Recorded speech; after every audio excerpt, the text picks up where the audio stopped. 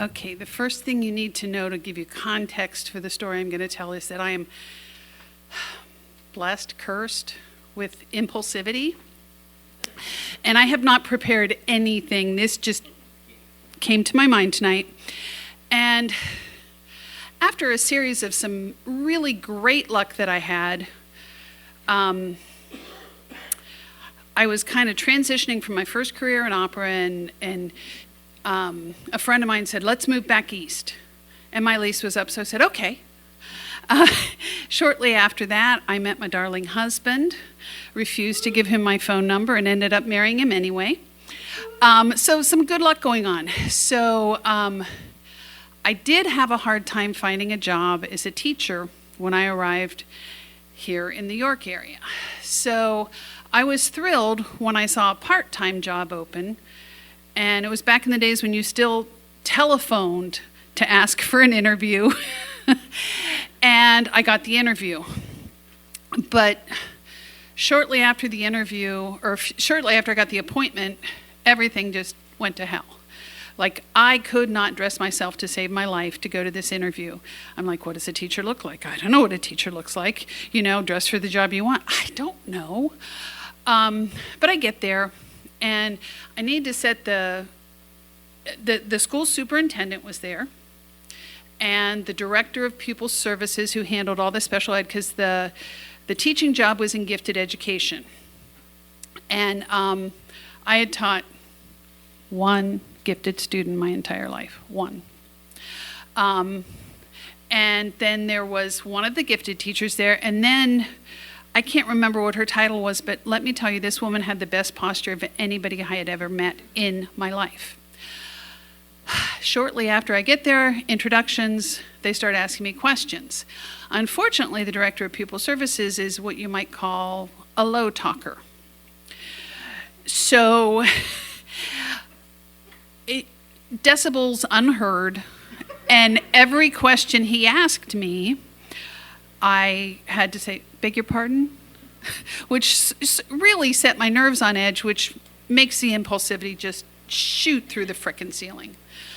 So finally he says, well, and about this point I had given up and decided to be myself and not a person interviewing for a job.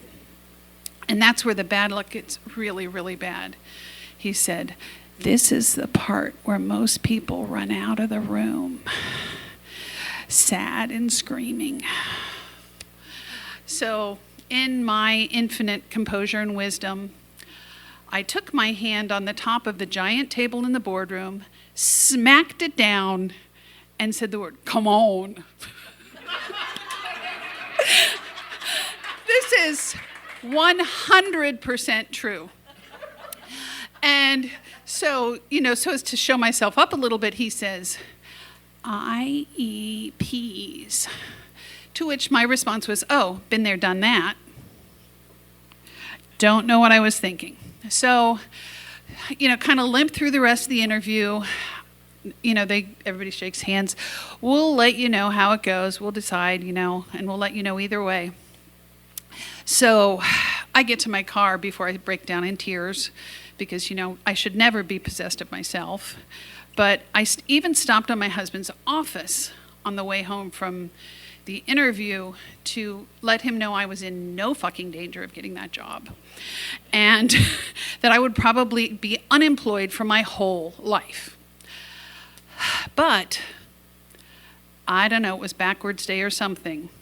I get back to my house, and on the old-timey answer machine, there is a message saying, please call us immediately because we would like to cancel the afternoon interviews if you are willing to accept this job. And I was stunned and very excited, obviously, and it was the best job I've ever had in my life. But I found out about a year later, after I started working with the other gifted support teacher and becoming very close with her, and we actually have the same birthday. How weird is that? She said, I talked about how, we were talking one day and I was talking about how bad my interview was, and she said, I don't know if this helps you understand the whole situation at all, But we had had a lot of people who every question we asked, they say, all children are special. And they were, very buttoned down. And I leaned over to the director of pupil services and said, we need somebody who's a little eccentric. And apparently, as soon as I had cleared the room, he turned to her and said, eccentric enough for you, Sue?